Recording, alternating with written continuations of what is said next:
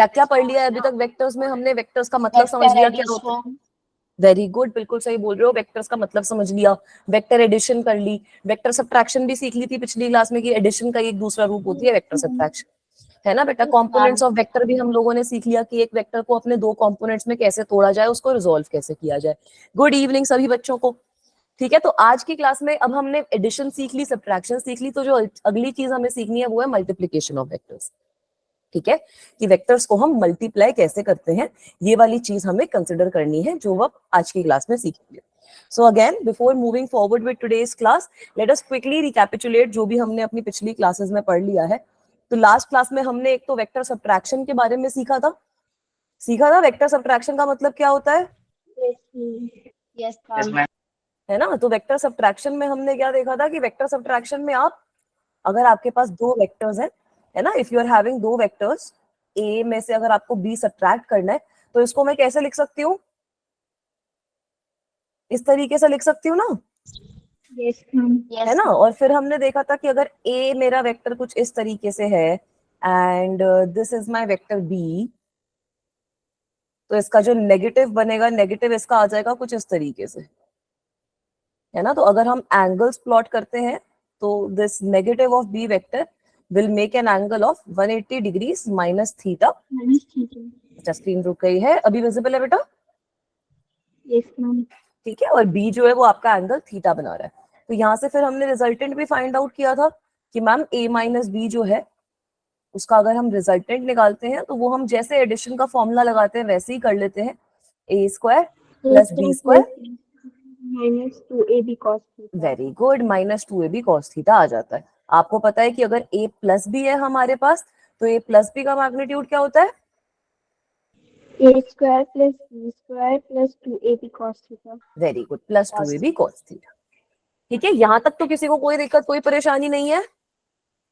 No ma'am. This is simple stuff. ठीक है, चलो इसके आगे अब हमने एक और चीज पढ़ी थी, कंपोनेंट्स ऑफ अ वेक्टर। तो कंपोनेंट्स ऑफ अ वेक्टर का क्या मतलब होता है बेटा?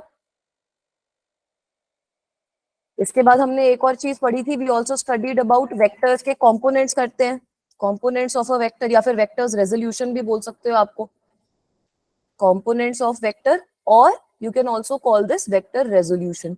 तो इसमें हमने क्या देखा था बच्चों, याद दिलाओ मेरे को, what did we study in this? मैंने कुछ ऐसा एग्जांपल दिया था ना कि अगर ऐसे कोई फोर्स लग रही है मेरी, और अब मैं आप लोगों से पूछ रही हूँ कि बेटा मुझे ये बताओ कि एक्स में वर्टिकल कंपोनेंट और वाई में कितनी फोर्स लग रही है, तो इस वेक्टर को हम तोड़ देते हैं, है ना बच्चों, यही करते हैं ना, इस वेक्टर को हम तोड़ देते हैं और हम बोलते हैं कि एक्स के अलोंग लग रही है एफ एक्स फोर्स, अगर ये एंगल थीटा आपको गिवन है, और वाई के अलोंग लग रही है एफ वाई फोर्स, और ये एफ एक्स और एफ वाई की वैल्यू भी निकाल सकते हैं हम। Yes ma'am. है ना बेटा, क्या वैल्यू आई थी हमारी? cos x और sin y। हाँ, वेरी गुड, कॉस में आई थी हमारी एफ एक्स की value, f is equal f cos theta आ गई थी एफ एक्स, और एफ वाई आ गई थी हमारी एफ साइन थीटा। यहाँ पर है ना बेटा, यहाँ पर हमने एक ट्रिक भी देखी थी कि जो भी कंपोनेंट थीटा वाला एंगल बना रहा होगा आपका मैग्नीट्यूड ऑफ द वेक्टर के साथ में, जो भी कंपोनेंट थीटा वाला एंगल बना रहा है, हाँ वो वाला हमेशा आपका कॉस थीटा वाला कंपोनेंट होगा। फिर ये निकालने के बाद हमने डायरेक्टली क्या कर दिया था, हमने हमारा जो वेक्टर है उसको लिख दिया था as F x I cap plus F Y J cap, यही किया था बच्चों।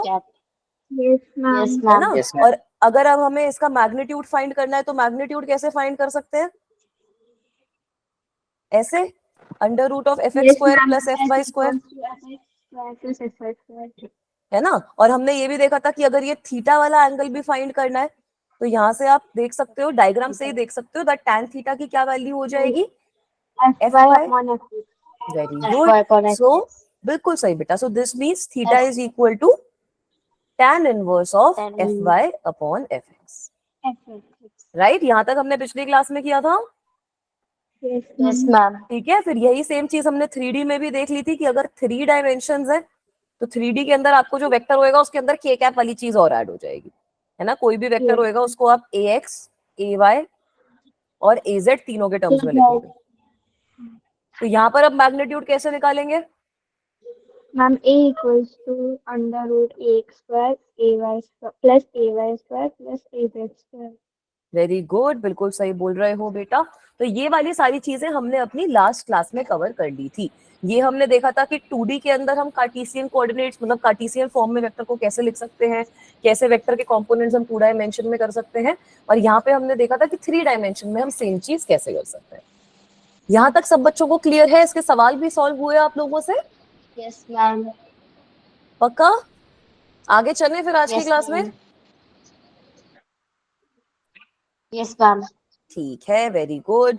सो now we will start moving forward. एक दो हम रिवीजन क्वेश्चन करेंगे, उसके बाद अपने नेक्स्ट टॉपिक पे मूव करेंगे। तो इसका आप मुझे आंसर दे सकते हो? Can you tell me what will be the magnitude and direction of the following vectors? क्या मैग्नीट्यूड और डायरेक्शन होगा बेटा इन दोनों वेक्टर्स का जो हमें यहाँ पर गिवन है? फर्स्ट वाले का बताओ पहले, फिर सेकंड वाले का बताना। सिंपल क्वेश्चन पूछ रही हूँ, बहुत ही ज्यादा। ठीक है, तो बहुत प्यार से इसका आंसर आप सब मुझे दे सकते हो कि what will be the magnitude and direction of the first vector. अभी हमने रिवीजन में सीखा है कैसे निकालते हैं। y का होल स्क्वायर प्लस 2j का होल स्क्वायर। वेरी गुड, है ना। इसका मैग्नीट्यूड निकालने के लिए क्या करना है हमें? अगर R1 का मैग्नीट्यूड निकालना है तो अंडर रूट ऑफ 2 का होल स्क्वायर, बेटा आई नहीं आएगा इधर, खाली हम कोफिशिएंट लेंगे। ठीक है, 2 का होल स्क्वायर और यहाँ पर भी 2 का होल स्क्वायर, इसमें है ना। तो ये मेरे पास कितना आ जाएगा? Under root of 8। So the magnitude in this case will be equal to 2√2। यहां तक सब अग्री कर रहे हैं? इसमें ठीक है। और अगर डायरेक्शन, वेरी गुड, अगर डायरेक्शन निकालनी है तो हमने क्या देखा था कि tan theta is equal to जो भी y का कंपोनेंट है डिवाइडेड बाय x का कंपोनेंट, मतलब 2 divided by 2 it is equal to 1। तो थीटा की वैल्यू कितनी आ जाएगी यहाँ से? What will be the value of theta? Very good, Pallavi बच्चे ने भी लिखा है चैट पे, आप भी बिल्कुल सही बोल रहे हो बेटा, 45 डिग्रीज। ये चीज क्लियर है? अब सेकंड वाला करके दिखाओ मुझे। सेकंड वाले का आंसर आप लोग निकाल के दिखाओ, क्या होगा? मैम 45 में okay, very good. Theta is equals to 30 degree. Very 60 good, degree, बिल्कुल। 60 डिग्री। अच्छा, theta is equal to 60 degree and answer magnitude का 4 आया है। बाकी बच्चों का भी यही आया है? एक ही बच्चे ने सॉल्व किया है अभी तक, बाकी बच्चे नहीं करना चाह रहे? मैम क्यों करवा रहे हो? मैम थक गए मैम, पढ़ पढ़ के, अभी तो स्टार्ट किया है पढ़ना। आज छुट्टी थी स्कूल की या फिर आज स्कूल गए थे सब बच्चे? मैम स्कूल की अभी छुट्टी 10th का थी? रिजल्ट नहीं आया। अच्छा, 10th का रिजल्ट नहीं आया तो अभी छुट्टियां ही चल रही है ना फिर तो? Yes ma'am. तो फिर तो बढ़िया है, फिर तो अच्छे से पढ़ाई लिखाई कर सकते हो तुम लोग यार। That is very cool. नहीं चलो, अच्छी बात है बेटा, तो फिर तो बहुत पॉजिटिव चीज है ये। अभी जितना टाइम है उसमें आप अच्छे से ये सारी पढ़ाई शुरू कर दो, ताकि फिर बाद में आप स्कूल में भी आगे हो जाओगे। Yes ma'am. ठीक है बेटा, आपकी आवाज मुझे सुनाई नहीं दी, आप क्या बोल रहे हो? मैम 10 60 डिग्री आ रहा है। वेरी गुड, 60 डिग्री आ रहा है, तो चलो इसको भी सॉल्व कर लेते हैं। यहाँ पर हम मैग्नीट्यूड कैसे निकालेंगे? Under root, ma'am under root 2 square plus 2 root plus 2 root 3 square. Very good, under root, बिल्कुल सही बेटा। So this will be equal to 2 का स्क्वायर हो जाएगा 4 प्लस यहाँ पर कितना आ जाएगा? 2 इंटू मतलब 2 का स्क्वायर 4, और बिल्कुल सही बोल रहे हो, ये आ जाएगा हमारे पास 12। So that means under root of 16। So magnitude of R2 will be equal to 4 units. ठीक है, सिंपल। अब यहाँ पर भी tan थीटा अगर निकालना है तो tan थीटा कैसे निकालेंगे? जो j कैप के साथ में कंपोनेंट है, you have to divide that by i cap वाला component, right? Can you guys see that? तो यहाँ पर एक तो हमारे पास नेगेटिव भी आ रहा है, तो -2√3 divided by 2। So this is coming out to be what? -√3, yes ma'am. Right? तो यहाँ पर अगर हम बेटा थीटा की वैल्यू निकालते हैं तो थीटा की आइडियल आपकी जो वैल्यू आ जाएगी वो आ जाएगी -60 डिग्री। अब इसका मतलब क्या है अगर मैं आप लोगों को समझाऊं तो, अगर मैं ये वाला वेक्टर प्लॉट करती हूँ, if I M plotting this vector will be something like this, है ना। ये यस मेरा मैम। पॉइंट है, ये मेरा 2,2 मैंने पॉइंट मार्क किया, और यहाँ पे ये मेरा वेक्टर हो गया R1 के बराबर। Is this okay? यस। है ना। और अगर मैं ये वाला वेक्टर ड्रॉ करती हूँ तो यहाँ पर देखो, i का कोऑर्डिनेट पॉजिटिव है, j का कोऑर्डिनेट नेगेटिव है, मतलब ये वेक्टर कुछ इस तरीके से ड्रॉ होगा। सेकंड, उल्टा कर दिया मैंने। अच्छा बच्चों, अपने आप को ना म्यूट कर लिया करो बोलकर, वरना बाकी बच्चों को आवाज सुनाई नहीं देगी। ठीक है, ये वाला जो कंपोनेंट है ये कुछ इस तरीके से आएगा, ये वाला जो वेक्टर है क्योंकि x में पॉजिटिव है y में नेगेटिव है, so if I draw this it will be something like this. ठीक है बेटा, तो यहाँ पर 60 डिग्री का मतलब है this angle is 60 degree. Is this okay guys? ठीक है, ये क्वेश्चन सबको समझ में आया? अगले क्वेश्चन पे मूव ऑन करूं? Yes, sir. Yes, ma'am. चलो अब ये वाला क्वेश्चन देखो, इसको बताओ कैसे सॉल्व करेंगे। मैम ये मैम 60 डिग्री का मतलब कैसे आया मैम दोबारा? 60 डिग्री कैसे आया? tan की वैल्यू √3 कब होती है? मैम मतलब आपने ये कैसे गैस किया कि कौन से मतलब ये एक्स एक्सिस में आएगा कि वाई एक्सिस में आएगा? अच्छा देखो कैसे, क्योंकि यहाँ पर हमारा जो एंगल हम मेजर करते हैं वो हमेशा एक्स एक्सिस की साइड से यहाँ पर मेजर होता है बेटा, और ये जो वेक्टर है हमारा, इसमें 2 स्टेप्स हम मूव करें आई कैप डायरेक्शन में, मतलब इसका जो कोऑर्डिनेट होगा it will be 2, -2 √3, so that will lie in the 4th quadrant, no? है ना बेटा, मतलब यहाँ पर एक्स एक्सिस पॉजिटिव आएगा और नेगेटिव वाई में आएगा, तभी तो हम ये वाला वेक्टर ड्रॉ कर पाएंगे। So that is why the angle which it is making with the X axis will be equal to 60 degrees. Is that okay बच्चा? मुझे समझ नहीं आया। समझ नहीं आया? अच्छा ये चीज बताओ, ये चीज आपको समझ में आई कि ये वाला जो वेक्टर है वो हमने कैसे बनाया एक्स वाई प्लेन में? Yes ma'am. ठीक है, हमने क्या किया, x में हम 2 स्टेप्स चले और y में हम नेगेटिव y की डायरेक्शन में 2 √3 स्टेप्स मूव करे, तो हमने हमारा वेक्टर ड्रॉ कर दिया। तो अगर हमें थीटा फाइंड आउट करना है तो थीटा हम यहाँ पर कैसे फाइंड आउट करेंगे? ये जो वैल्यू है 2 √3 की डिवाइडेड बाय 2, वो tan थीटा आ जाएगा। तो वहां से भी तो आप देख सकते हो कि थीटा की वैल्यू, ये वाला जो थीटा है इसकी वैल्यू 60 डिग्री आ जाएगी, है ना बेटा? तो यहाँ पर -60 डिग्री का मतलब है कि instead of going in this direction, ये वाली जो direction, instead of going in that we are going in the opposite direction. Is that okay? ठीक है, अभी पक्का समझ में आया? ऐसे ओके मत बोलना जब तक समझ ना आए। नो मैम समझ में आ गया। समझ में आ गया? ठीक है, चलो अब अगले क्वेश्चन पे मूव ऑन करते हैं। ये वाला क्वेश्चन बेटा बताओ कैसे सॉल्व करेंगे? How will we solve this question? You have to determine the magnitude of resultant force. ये डायग्राम में आप देखो, आपको 2 फोर्सेस गिवन है, तो क्या करेंगे यहाँ पे? मैम रिजल्टेंट फोर्स के लिए मैम √10² + 10², और मैम इसका आंसर आ जाएगा 1050। ठीक है, तो ये कैसे आएगा? इसमें आप एंगल कैसे निकालोगे? हमें जो थीटा चाहिए होता है, थीटा की क्या वैल्यू लोगे? मैम इधर 60 दे रखी है थीटा इक्वल्स टू। देखो अब इधर 60 कहाँ दे रखी है? ये 60 डिग्री तो आपको ये वर्टिकल के साथ दे रखा है ना, फोर्स का एंगल। ये फोर्सेस तो अलग अलग पॉइंट पे लग रही हैं। तो यहाँ पे आपने आंसर मुझे सही दिया है, बट इस स्टेप में ना 2-3 स्टेप्स हैं, मतलब इस क्वेश्चन में थोड़े से स्टेप्स हैं। तो स्टेप 1 आपका यही है कि आपको ये जो फोर्सेस हैं उनको रीअरेंज करना पड़ेगा। हम पैरेलली फोर्सेस को मूव कर सकते हैं ना, यस मैम। है ना? We can move these forces. हाँ बेटा, तो हमें इनको क्यों अरेंज करना है? ताकि हम इनके बीच में एंगल निकाल पाए। So we have to arrange the forces to find the angle between them, that is our first task. ठीक है, once this task is complete, once we have the value of theta, then we can move forward. तो अगर मैं इस forces को, ये दोनों force को ऐसे ड्रॉ कर दूं, ये वाली मेरी फोर्स है जो यहाँ पर नीचे बनी हुई है, सो this is making an angle of 60 degree. Is this okay? This is 10 Newton. Yes ma'am. और जो दूसरी वाली फोर्स है ना, उसको भी मैं यहीं पे ड्रॉ कर रही हूँ, ऐसे नीचे, और मुझे ये भी गिवन है that it is making an angle of 60 degree. ये भी ठीक है? Yes ma'am. ठीक है, तो यहां से मुझे समझ में आ गया कि थीटा की वैल्यू क्या है। Yes ma'am. ठीक है, तो थीटा की वैल्यू कितनी है? इक्विलैटरल ट्रायंगल बन गया ना बेटा, थीटा की वैल्यू 60 डिग्री आ गई। Now you can use vector addition. अब आप वेक्टर एडिशन बहुत आराम से यूज कर सकते हो क्योंकि हमारे पास थीटा की वैल्यू आ गई। तो वेक्टर एडिशन में हमें पता है दैट जो मैग्नीट्यूड होता है, जो टोटल फाइनल रिजल्टेंट आएगा, that will B √of f1² + f2² + 2f1 f2 cos theta. तो इसकी वैल्यू कितनी आ जाएगी बच्चों? सब निकाल के बताओ, अब तो सिंपल हो गया ये question. What will be the value of this? f1 की वैल्यू आपको 10 गिवन है, f2 की 10 गिवन है, और cos थीटा में थीटा की वैल्यू हमने अभी 60 डिग्री निकाली है। क्या आएगा बेटा? Very good. 10 का स्क्वायर 100 + 10 का स्क्वायर 100 + 2 × 10 × 10 100 मल्टीप्लाइड, अच्छा स्क्रीन रुक गई, एक सेकेंड, अभी विजिबल है बच्चा? Yes ma'am. है ना, cos थीटा कितना हो जाएगा, हाफ, तो अंडर रूट ऑफ 300 आ जाएगा ना आंसर। तो वेरी गुड, जो भी बच्चे बोल रहे हैं 10√3 बिल्कुल सही बोल रहे हो बेटा। रिजल्टेंट फोर्स का जो मैग्नीट्यूड है जो हमें फाइंड आउट करना है, that is equal to 10√3 newtons. Is this okay? Very good, Krishna ने भी आंसर सही दे दिया।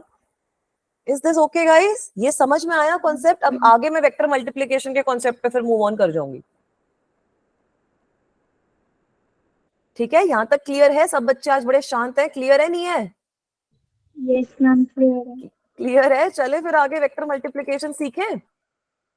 Yes ma'am. चलो, very good, now we will move on to our next topic, vector multiplication. ये वेक्टर मल्टीप्लिकेशन में ना एक छोटी सी चीज हम पहले भी सीख चुके हैं, जो है multiplying a scalar by a vector. ये चीज सीखी थी ना बेटा, multiplying a scalar by a vector. Yes ma'am. ये चीज में हमने क्या देखा था ma'am, modulus of A into A cap equal to A vector. बिल्कुल सही बोला ये तो आपने। अब अगर मेरे पास ये वेक्टर है, सपोज मेरे पास कोई ए वेक्टर है जो इस तरीके से मैंने बना रखा है, ठीक है, ये तो आपने सही बोला। मैम स्क्रीन कीजिए। स्क्रीन विजिबल नहीं है, एक सेकेंड, अभी इज इट विजिबल बच्चा? Yes ma'am. ठीक है, suppose I am having a vector like this. तो यहाँ पर हमने ये चीज भी तो देखी थी ना कि अगर मैं इसको किसी स्केलर क्वांटिटी, किसी नंबर से मल्टीप्लाई कर दूं, तो इसका मैग्नीट्यूड चेंज नहीं हो जाएगा। अगर ये पॉजिटिव क्वांटिटी है तो इसका मैग्नीट्यूड 3 टाइम्स हो जाएगा। देखी थी ये चीज, यस मैम। है ना? Magnitude increases, magnitude changes. अगर आप किसी भी स्केलर से मल्टीप्लाई कर रहे हो, जो पॉजिटिव है तो आपकी डायरेक्शन सेम रहेगी। अगर वो स्केलर पॉजिटिव है तो डायरेक्शन रिमेन्स सेम। अगर मैं यहाँ पर नेगेटिव स्केलर से मल्टीप्लाई करूं, suppose I am having -2a, तो मेरी डायरेक्शन भी उल्टी हो जाएगी, अपोजिट हो जाएगी, है ना, क्योंकि नेगेटिव वेक्टर बन गया एक तरीके से। ये हमने अभी एडिशन और सब्ट्रैक्शन करते हुए भी सीखा। तो यहाँ पर भी आपका magnitude changes, magnitude changes and direction becomes opposite. Is this okay? Yes ma'am. Directions become opposite. तो ये वाली जो चीज है ना, यू कैन डू दिस, जो हमने ये कंपोनेंट फॉर्म पढ़ा है, इसमें भी आप ये सेम चीज कर सकते हो। अगर मेरे को कोई वेक्टर गिवन है i cap plus 2j cap, can be multiplied by 2। अगर 2 से मल्टीप्लाई करोगे तो क्या आएगा बेटा? अगर मैं इसको 2 से मल्टीप्लाई कर दूं तो क्या आ जाएगा? Ma'am 2i cap plus 4z। Very good, बिल्कुल सही बोल रहे हो, हमारे पास आ जाएगा 2i cap plus 4j cap. अगर माइनस से मल्टीप्लाई कर दूंगी, -2 कर दूंगी, तो -2i कैप -4j कैप। ये तो सिंपल सिंपल चीजें हैं। Yes ma'am. ठीक है, अब आ जाओ हमारे अगले पार्ट पे, जो ये स्केलर प्रोडक्ट और वेक्टर प्रोडक्ट यहाँ पे लिखा है। तो स्केलर प्रोडक्ट और वेक्टर प्रोडक्ट में क्या होता है कि अब अगर now what will happen if I M multiplying two vectors together, ठीक है, that is the meaning of scalar product and vector product. कि अगर अब हम पहले हमने क्या किया, एक स्केलर और वेक्टर को मल्टीप्लाई कर लिया। What if I am having two vectors and I need to multiply them, so in that case I will have either scalar product और vector product. Is that okay? Yes ma'am. Yes. तो अब vectors को multiply करने के दो तरीके हैं। तरीके क्या है उनको पहले मैं लिख के दिखाती हूँ आपको। पहला तरीका है कि हम लिखते हैं a डॉट बी, जिसके बाद आंसर आता है मेरे पास कुछ क्वांटिटी। और दूसरा तरीका है कि मैं लिख रही हूँ a cross b, which is giving me an answer which is this. तो इसको स्केलर प्रोडक्ट और वेक्टर प्रोडक्ट क्यों बोलते हैं? क्योंकि स्केलर प्रोडक्ट में अगर आप दो वेक्टर्स को मल्टीप्लाई कर रहे हो, तो जो आपके पास रिजल्टेंट आ रहा है वो आपके पास स्केलर आ रहा है। ठीक है, can you guys see this, that here I have written that this is a scalar quantity. इसके ऊपर मैंने एरो नहीं बनाना है, resultant is scalar, that is why, है ना बेटा, that is why this is known as a scalar product. और वेक्टर प्रोडक्ट के केस में क्या हो रहा है कि ये जो आपका रिजल्टेंट है वो भी आपका एक वेक्टर ही आ रहा है। So here the resultant is a vector. Is this clear guys? Yes ma'am. ठीक है, स्केलर प्रोडक्ट में अगर आप दो को मल्टीप्लाई करते हो तो आपके पास जो रिजल्टेंट होता है वो स्केलर आता है। वेक्टर प्रोडक्ट में रिजल्टेंट आपका वेक्टर आता है। स्केलर प्रोडक्ट में मल्टीप्लिकेशन का जो साइन हम यूज करते हैं that is dot, as you can see here. So that is why this is also known as dot product. ठीक है, स्केलर प्रोडक्ट भी बोलते हैं इसको, डॉट प्रोडक्ट भी बोलते हैं। तो यहाँ पर ना आपको ये नहीं करना है जैसे आप पहले अपनी क्लासेस में करते थे कि कभी डॉट लिख दिया कभी क्रॉस लिख दिया। वेक्टर में डॉट और क्रॉस दोनों का एक स्पेसिफिक मतलब होता है। ठीक है बच्चों, तो डॉट का मतलब हो गया कि आप डॉट प्रोडक्ट ले रहे हो, क्रॉस का मतलब हो गया कि हम ये जो हमने यहाँ पे क्रॉस लगाया that means that we are taking vector product और we are considering cross product. Is this okay guys? 3 type के जो ये वेक्टर मल्टीप्लिकेशन पॉसिबल है वो हमें समझ में आ गए। एक तो हमने पहले कर लिया था, अभी ये दोनों का भी मतलब समझ में आया। Yes, ma'am. ठीक है, तो अब आगे चले, इसी को अब हमें और डिटेल में पढ़ना है कि डॉट प्रोडक्ट क्या होता है और ये क्रॉस प्रोडक्ट क्या होता है। ठीक है, अभी तक हमने जो बेसिक क्रक्स है वो समझ लिया है, ये आपका लास्ट वेक्टर का टॉपिक है। बस हम डॉट प्रोडक्ट और क्रॉस प्रोडक्ट समझेंगे एंड देन द वेक्टर्स वाला पार्ट विल बी फिनिश्ड। ठीक है, तो आप बोलोगे कि हाँ मैम एक हमने टास्क कंप्लीट कर दिया है। ठीक है बेटा, तो चलो अब स्केलर प्रोडक्ट के बारे में समझते हैं या डॉट प्रोडक्ट के बारे में समझते हैं। तो अभी हमने अपने पिछले वाले स्लाइड में देखा कि इसको मैथमेटिकली कैसे रिप्रेजेंट करते हैं। Mathematically how, very good, very good, mathematically we represent it as, बिल्कुल सही बोला आपने, A vector dot B vector. ठीक है, this is how we represent it. अगर आपको किसी भी केस में ये डॉट प्रोडक्ट फाइंड करना है तो उसमें हमेशा डॉट ऐसे ही लिखा हुआ होगा। अब इसकी एक एप्लीकेशन क्या है, फिजिक्स में इसकी इंपॉर्टेंट एप्लीकेशन एक क्या है मुझे ये बताओ। वर्क सबने पढ़ा है? Yes, ma'am. तो वर्क डन का Yes, क्या फॉर्मूला ma'am. होता है? वर्क डन का क्या फॉर्मूला होता है? Force into displacement. Force into displacement. Very good. Now tell me, is work a scalar quantity और a vector quantity?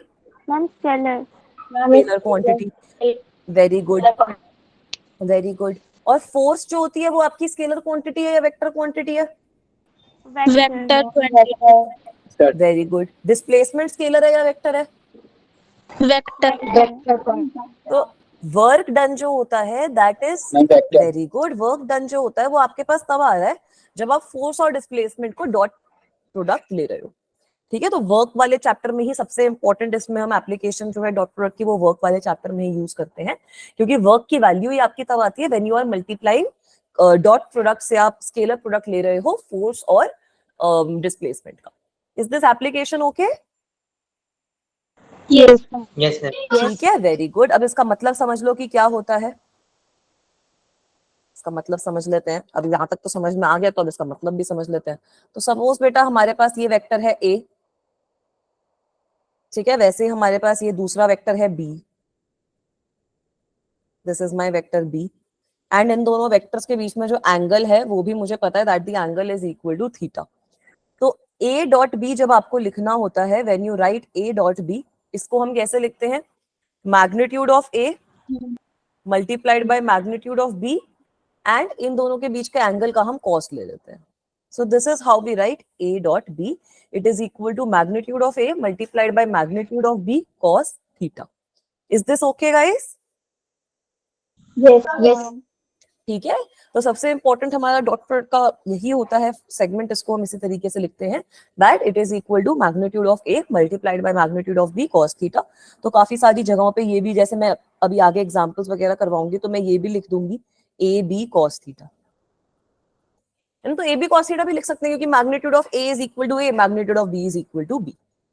Is this thing okay? Yes sir. ठीक है, Sapna is saying to repeat, Yes, okay बेटा, ma'am. I will repeat it. तो हमने scalar product या dot product के बारे में क्या सीखा? अभी तक हमने जो सीखा वो हमने ये देखा कि अगर हमारे पास दो वेक्टर्स हैं जिनका मैं स्केलर प्रोडक्ट ले रही हूँ, जिनका मैं डॉट प्रोडक्ट ले रही हूँ, तो जो मेरे पास रिजल्टेंट आएगा, जो मेरे पास आंसर आएगा वो स्केलर आएगा।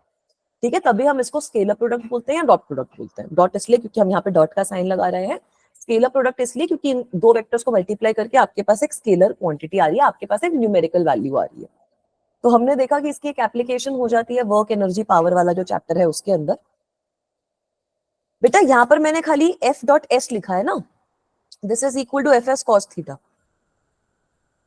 अभी तक जो भी आप वर्क को डील कर रहे थे ना कृष्णा बेटा, जो 9th क्लास में आपने वर्क के बारे में पढ़ा है, उसमें आप वेक्टर फॉर्म वर्क की कंसिडर नहीं कर रहे थे, उसमें आप खाली डायरेक्टली फोर्स और डिस्प्लेसमेंट को मल्टीप्लाई कर देते थे तो आपके पास आंसर आ जाता था।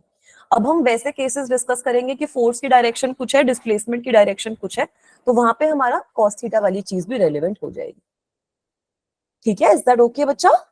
ये चीज समझ में आई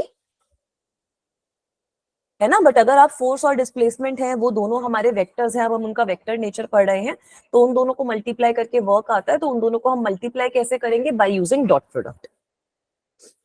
ऑल राइट, और डॉट प्रोडक्ट हमने देखा कि कैसे उसका फॉर्मूला क्या होता है, उसका मतलब क्या होता है। उसका मतलब ये है कि अगर हमारे पास दो वेक्टर्स हैं जिनके बीच में जो एंगल है that is equal to theta, तो हम डॉट प्रोडक्ट की वैल्यू लिख सकते हैं as magnitude of A multiplied by magnitude of B cos theta. Is this okay guys? यहां तक क्लियर है? सपना बेटा अभी समझ में आया? Yes, Vinod is also saying yes, very good. ठीक है, डॉट प्रोडक्ट जो है वो थोड़ा सिंपल है, क्रॉस प्रोडक्ट मेरे को लगता है वो थोड़ा सा डिफिकल्ट हो जाता है, बट डॉट प्रोडक्ट अगर समझ में आ गया तो वो भी आ जाएगा, कोई दिक्कत नहीं होगी। ठीक है, आगे चलूं?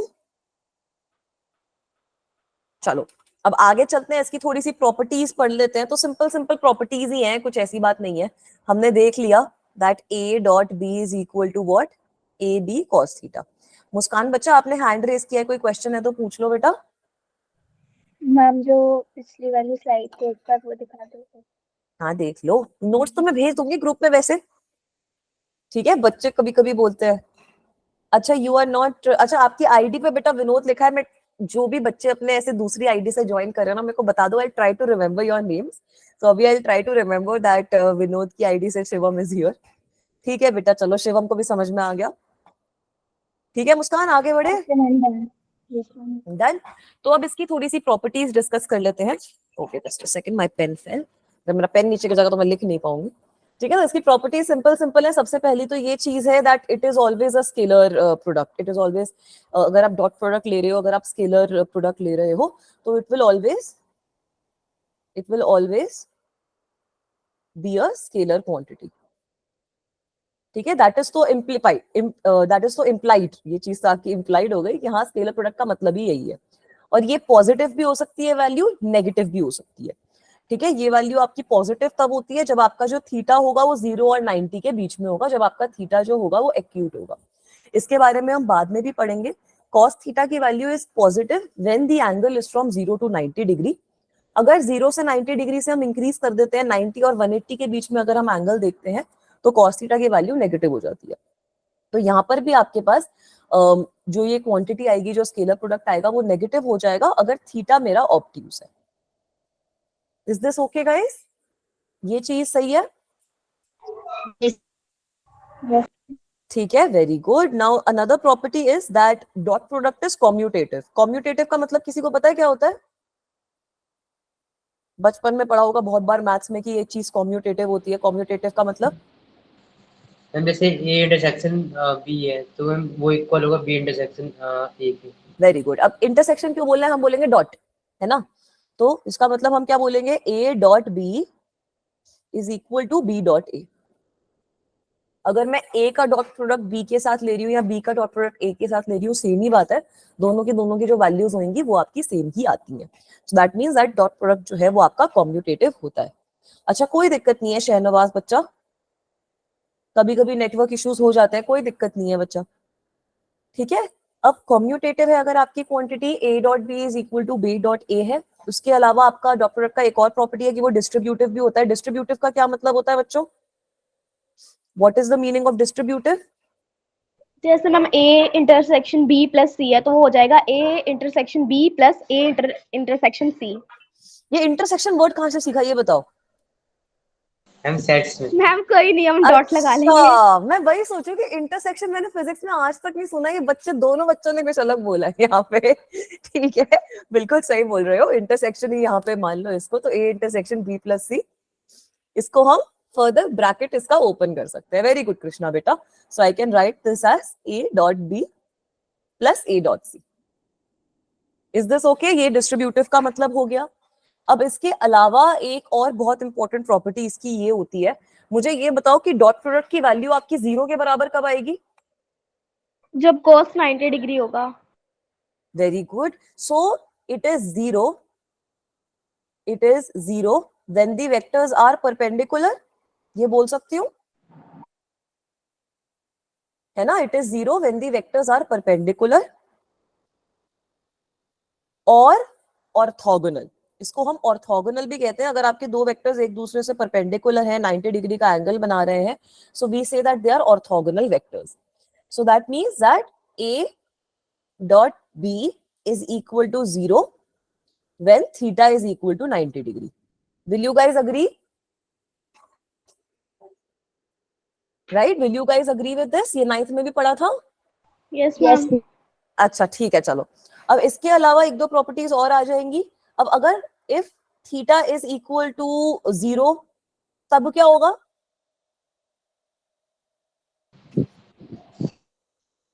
तो अगर मैं a डॉट b ले रही हूँ, it will directly become equal to ab,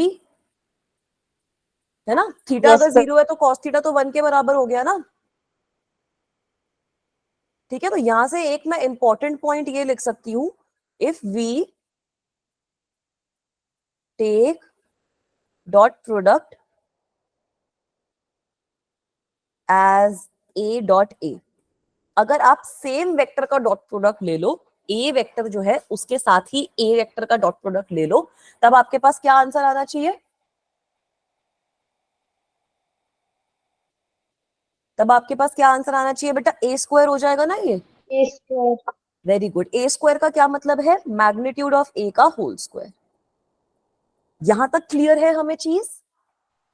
yes. पक्का?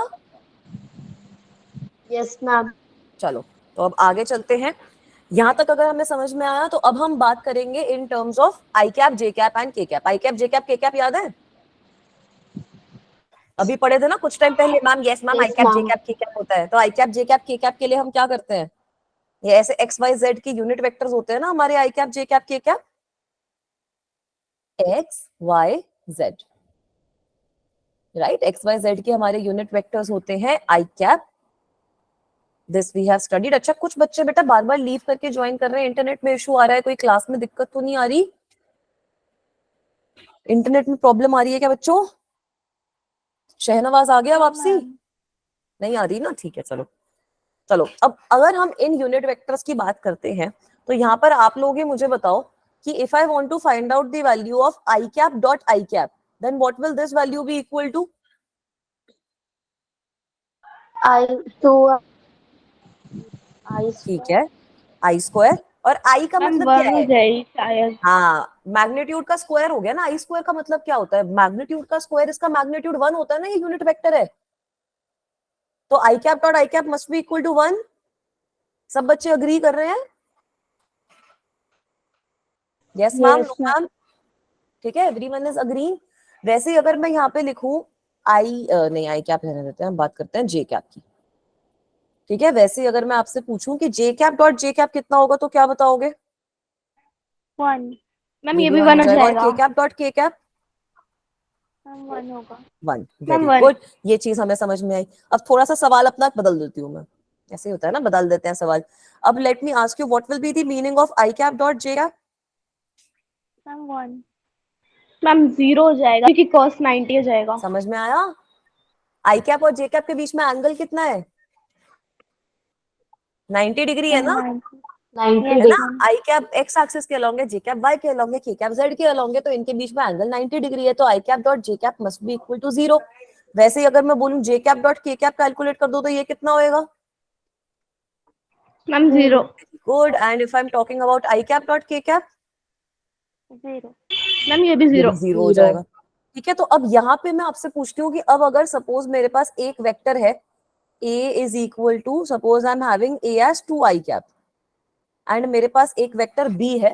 ठीक है, वेक्टर b है मेरे पास, where b is equal to, suppose I am having 2 I cap plus 3 j cap. So can you guys tell me, इन दोनों का अगर मैं डॉट प्रोडक्ट लूंगी तो what should be the answer? एक बार try to calculate it in your notebook कि what will be the answer of dot product of these two. Very good. Krishna is saying 4. Good job बच्चा. बाकी बच्चे बताओ, agree कर रहे हो कृष्णा से? Are you guys agreeing with Krishna?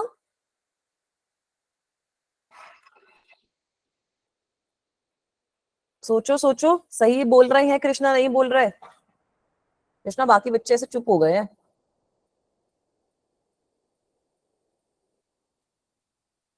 कैसे निकालेंगे इसको? है ना? Pallavi is saying yes ma'am, Krishna शायद सही बोल रहा है मैम। चलो देखते हैं कैसे निकाल सकते हैं, है ना? ए डॉट बी का मतलब क्या हो गया? 2i cap plus i plus dot 2i cap plus 3j cap, यही मतलब हो गया। तो अगर मैं इसको कैलकुलेट करती हूँ, इसका मतलब हो जाएगा 2 मल्टीप्लाइड बाय, चलो 2 मल्टीप्लाइड बाय 2 की जगह 4 ही लिख देती हूँ यहाँ पर, ताकि ना क्रॉस में कंफ्यूजन ना हो जाए बच्चों को। 4 i cap dot i cap plus 3 2 6 i cap dot J cap. Is this okay? Yes अब अमन बेटा, यहाँ पर ये जो 6 आई कैप जे कैप वाली टर्म है, ये तो 0 हो जाएगी ना। I cap dot J cap is equal to 0, i cap dot i cap is equal to 1। तो यहाँ से मेरे पास आ जाएगा that A dot B is equal to 4। ठीक है, 12 कैसे आया? Is this okay? ये चीज समझ में आई सबको?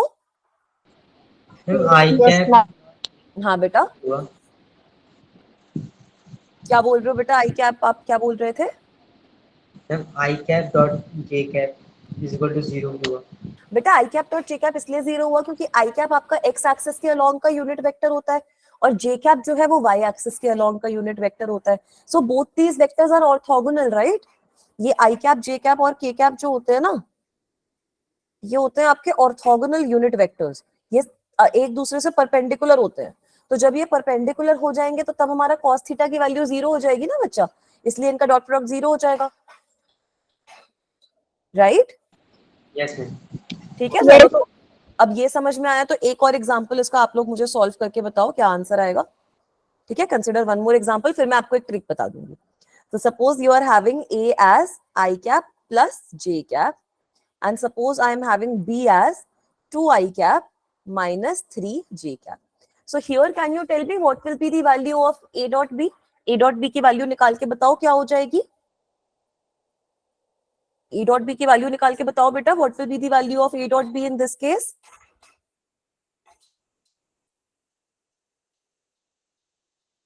सिंपल है ये भी। A dot B कैसे निकालेंगे ma'am? Very good, Pallavi is saying -1। बाकी बच्चे ही बताओ।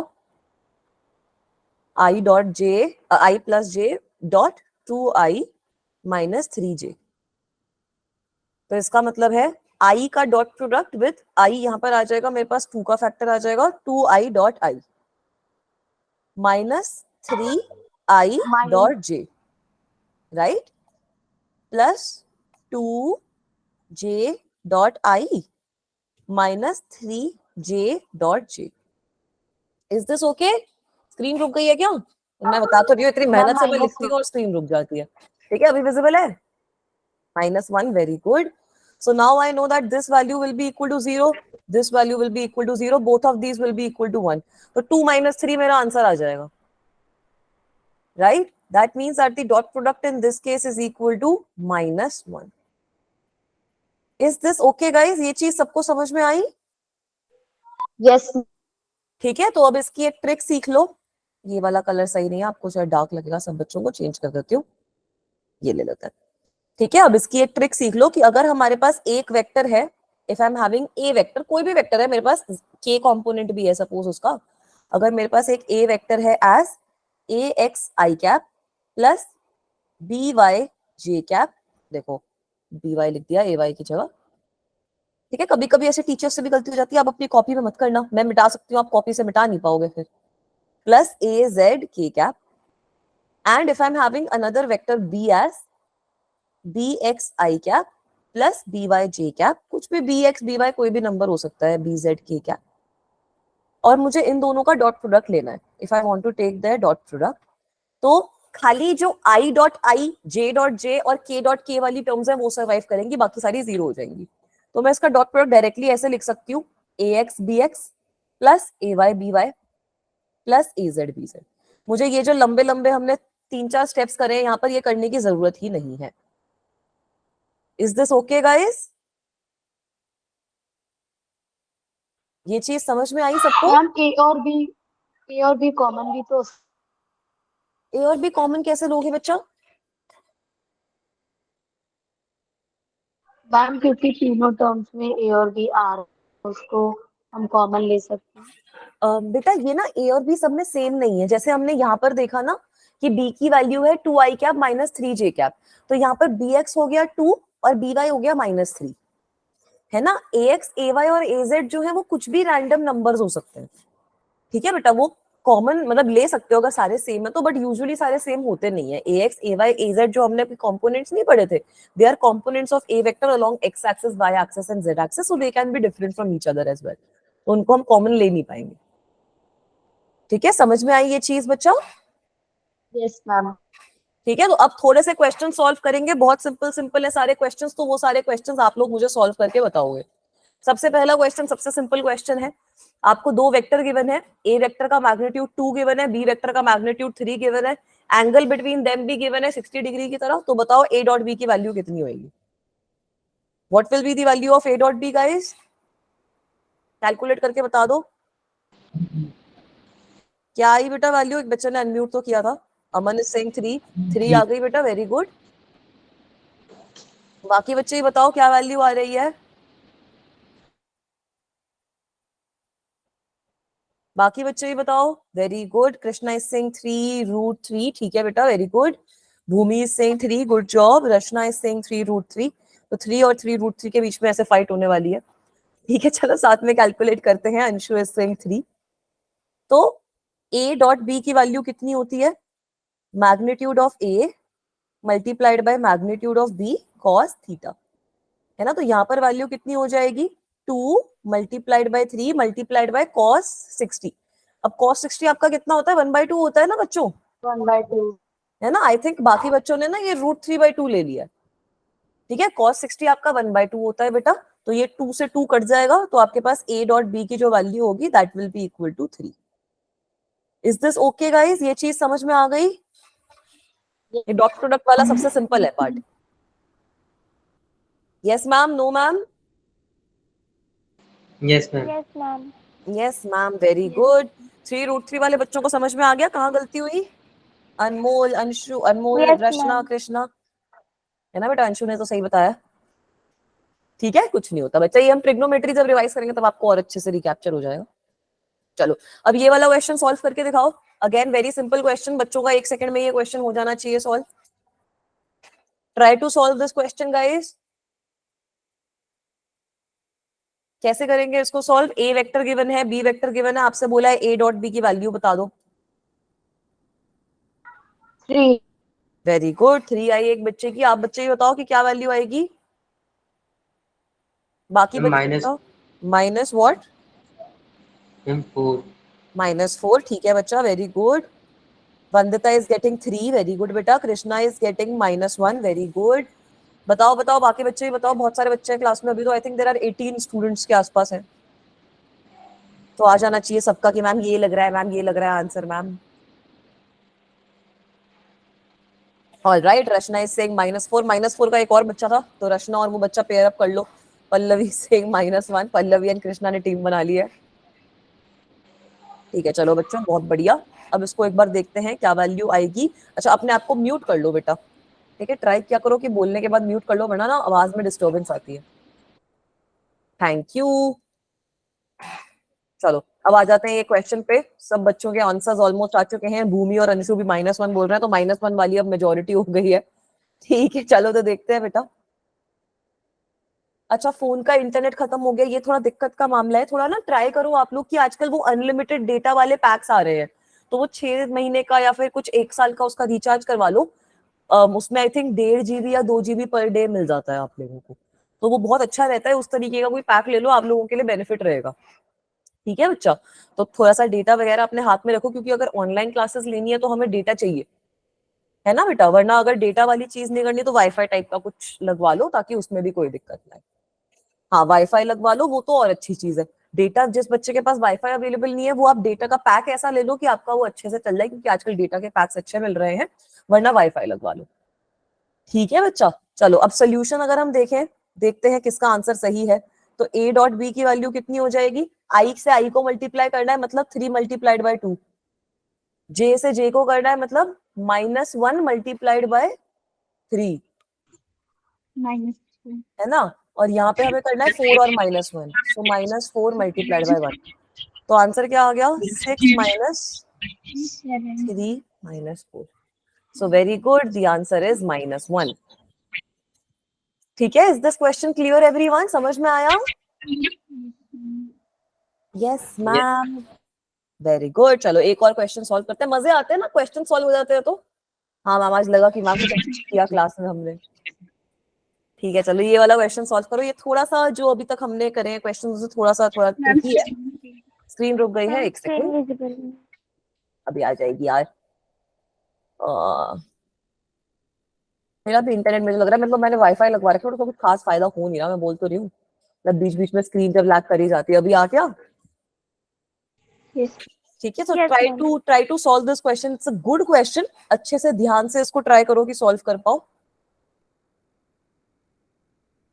आपको दो वेक्टर्स गिवन है, ए वेक्टर और बी वेक्टर. इसमें आपको एडिशन और सब्ट्रैक्शन ऑफ वेक्टर करनी है पहले. ये a माइनस 2b की वैल्यू अलग निकाल लो, a प्लस b की वैल्यू अलग निकाल लो, फिर इन दोनों का डॉट प्रोडक्ट ले लेना. ठीक है, तो इस केस में ना मैं पोल क्रिएट कर रही हूँ.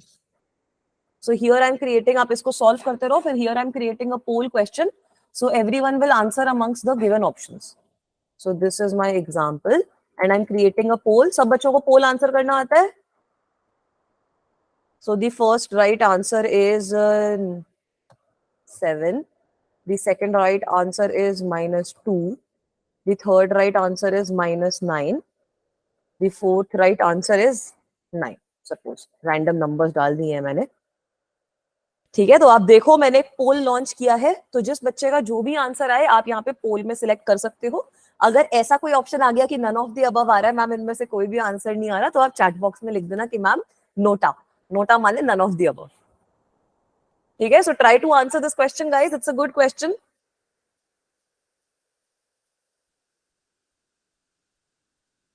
Very good. वोट्स आने शुरू हो गए हैं. पहला वोट आ गया है हमारे पास. बाकी बच्चे भी वोट कर दो. ये ऐसे पोल क्वेश्चंस भी अच्छे रहते हैं आप लोगों के लिए. इनसे आपकी और अच्छे से प्रैक्टिस हो जाएगी. Very good. और भी वोट्स आ रहे हैं. अभी तक एक ऑप्शन को सबसे ज्यादा वोट्स मिल चुके हैं. गुड जॉब बच्चों. बाकी बच्चे भी आंसर करो. जिसने आंसर कर दिया चैट बॉक्स में लिख दो कि हाँ मैम कर दिया आंसर मैम. तो मेरे को पता चल जाएगा कि बाकी किसने नहीं करा है. तो फिर मैं उन बच्चों से पूछूंगी कि फटाफट करो.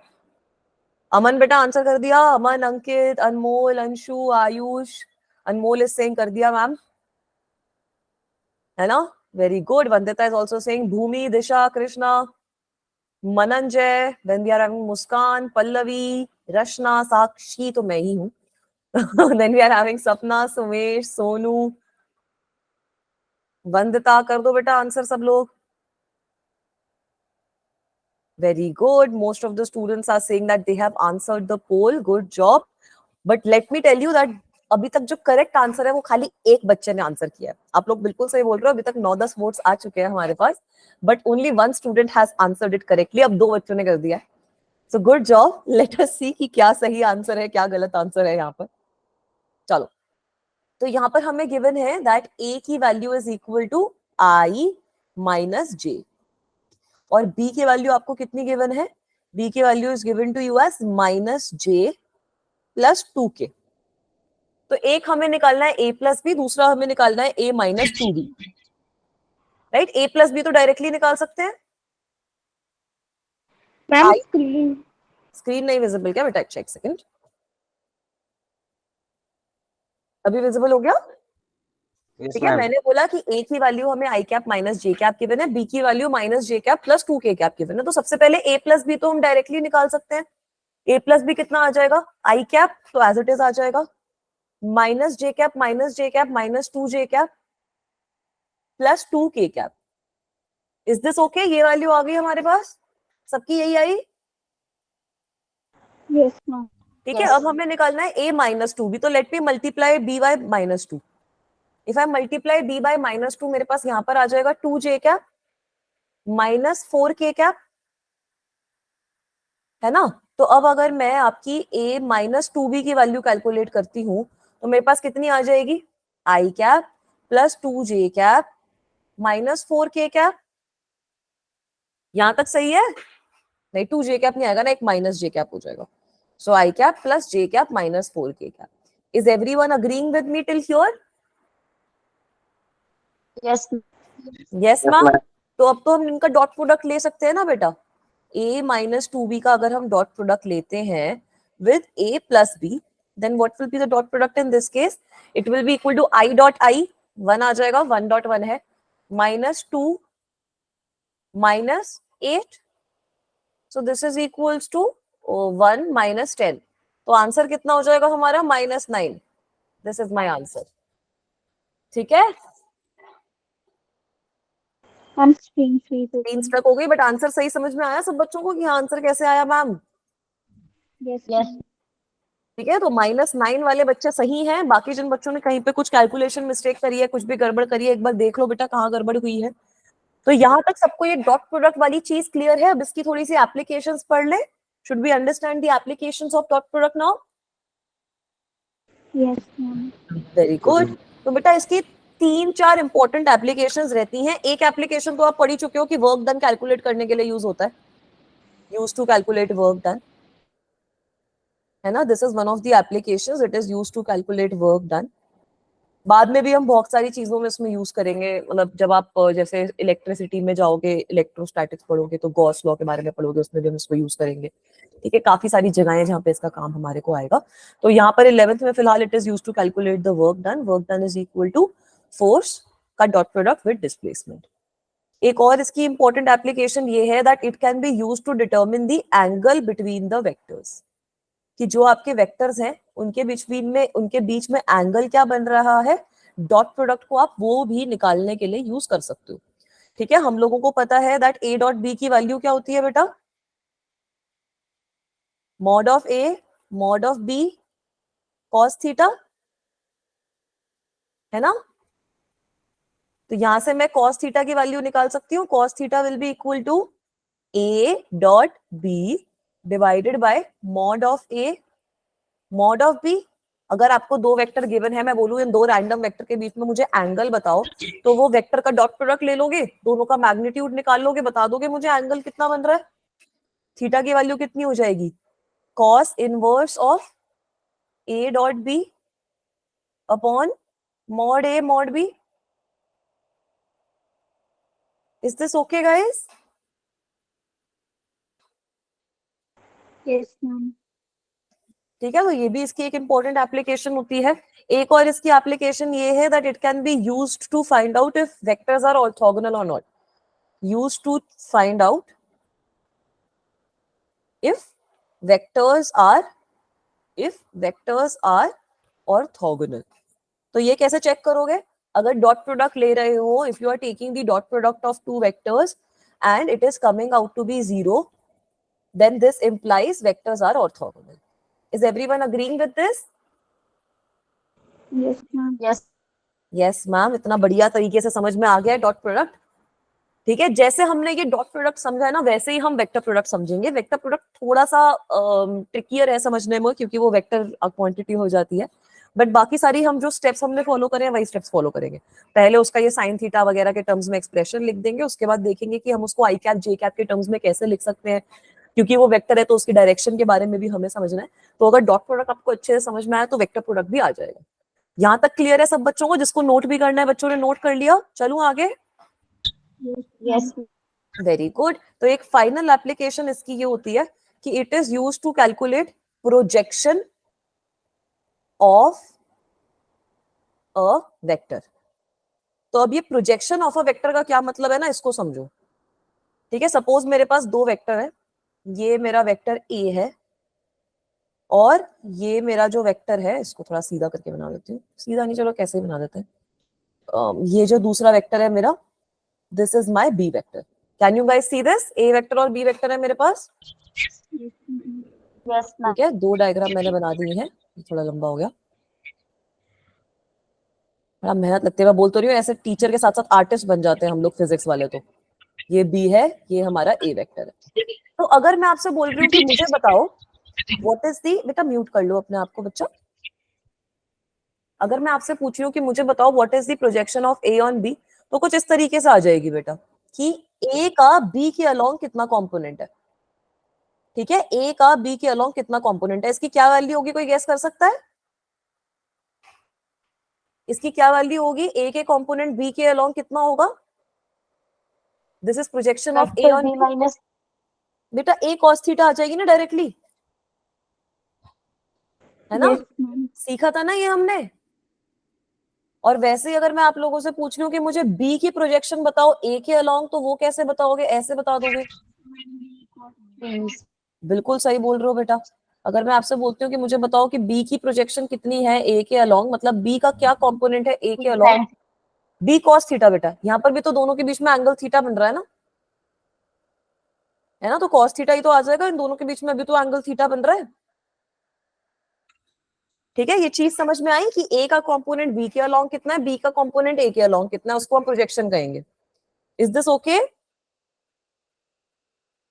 तो इसकी भी तो आप वैल्यू निकाल सकते हो ना यूजिंग डॉट प्रोडक्ट। हमने डॉट प्रोडक्ट में क्या देखा है, that A dot B is equal to A B cos theta. तो यहां से अगर मैं a cos थीटा की वैल्यू लिखती हूँ, a cos थीटा की वैल्यू कितनी हो जाएगी, a dot b divided by b, है ना, which is equal to a dot b क्या, क्योंकि b vector divided by magnitude of b will give me a unit vector. Is this okay? Yes ma'am, no ma'am? Yes है ना? वैसे ही हम b cos theta भी लिख सकते हैं। b cos थीटा कितना हो जाएगा, a dot b divided bye a। तो ये हो जाएगा मेरा a यूनिट वेक्टर, मतलब a cap dot b vector. ठीक है, ये चीज समझ में आई सबको कि ये प्रोजेक्शन का मतलब क्या होता है, कि उस वेक्टर का कंपोनेंट दूसरे वेक्टर के अलोंग कितना है। ठीक है, and we can calculate that using scalar product, we can calculate that using dot product. इसको हम कहते हैं प्रोजेक्शन ऑन। क्या बेटा? मैम एक बार फिर से रिपीट कर एक बार रिपीट कर दूं। मैंने सबसे पहले बोला कि प्रोजेक्शन का मतलब क्या होता है। सपोज मैं ए और बी के बारे में बात कर रही हूँ, अब मैं आपसे पूछ रही हूँ कि ए का जो प्रोजेक्शन है बी पे, उसका मतलब है कि ए का कितना कंपोनेंट बी के साथ में चल रहा है। So that will directly be equal to a cos theta. I can determine the value of a cos theta using dot product. है ना? Similarly, if I'm asking what is the projection of b, b का कितना component है a vector पे, तो वो आप निकाल लो, b cos थीटा के बराबर होता है। b cos थीटा की वैल्यू भी आ जाएगी डॉट प्रोडक्ट से। ठीक है, इज दैट ओके बच्चा? ठीक है, अब इसके भी एक दो सवाल सॉल्व कर ले। जो बी कैप हम लेंगे वो आई कैप जे कैप इनमें से कुछ होगा। हाँ, वो उन्हीं से आ जाएगा। हमने ये चीज भी तो पढ़ी थी कि कोई भी अगर मेरे पास वेक्टर है, सपोज कोई रैंडम लेटर बताओ ना, आर्क है मेरे पास कोई वेक्टर, तो आर वेक्टर को हम कैसे लिखते हैं, magnitude of R multiplied by R cap. तो आर कैप की वैल्यू कितनी हो जाती है, आर वेक्टर अपॉन आर। तो यहाँ पर भी तो मैंने वही किया है ना, ये वाला जो बी वेक्टर अपॉन बी है, और यहाँ पर जो मेरे पास ए वेक्टर अपॉन ए है, उसको मैंने ए कैप और बी कैप के टर्म्स में लिख दिया। तो अगर आपको कोई भी वेक्टर गिवन है, उसको आप उसके मैग्नीट्यूड से डिवाइड कर दोगे तो आपके पास यूनिट वेक्टर आ जाएगा उसका। Yes ma'am. ठीक है, समझ में आया सब बच्चों को? Is this clear guys? आगे चलूं? Yes very good, so let's move forward, let us solve this question. यहाँ पर आपको दो वेक्टर्स गिवन है। सबसे पहला आपका टास्क ये है कि you have to determine the value of A dot B. Second thing is that आपको बताना है कि दोनों के बीच में एंगल कितना है। तो सबसे पहले सब बच्चे मुझे बताएंगे कि ए डॉट बी की क्या वैल्यू आई। ए डॉट बी की वैल्यू बताएंगे सब बच्चे सबसे पहले मेरे को। ए डॉट बी कितना आया? Very good, Pallavi is saying 13। बाकी बच्चे ही बताओ क्या वैल्यू आ रही है ए डॉट बी की। कर लो, 30 सेकंड्स। 13 आ रही है। पल्लवी के ऐसे अग्री कर रहे हैं बच्चे, पल्लवी में से +1 कर देते हैं। मैम 13। 13 आ गई, वेरी गुड। तो कैसे आई बेटा? 2 मल्टी आई कैप के साथ आई कैप है तो 2 हो जाएगा, 2 into 1 plus 4 into 2 plus 3 into 1, है ना? So this tells me that A dot B is equal to 13। ठीक है, वेरी गुड। अब अगर हमें एंगल निकालना है तो एंगल कैसे निकालेंगे? एंगल कैसे निकालेंगे? सेकंड पार्ट में एंगल हमने देखा कि cos थीटा क्या होता है हमारा, cos theta is equal to a dot B upon magnitude of a multiplied by magnitude of b। तो मुझे मैग्नीट्यूड ऑफ a और मैग्नीट्यूड ऑफ b की वैल्यू चाहिए होगी।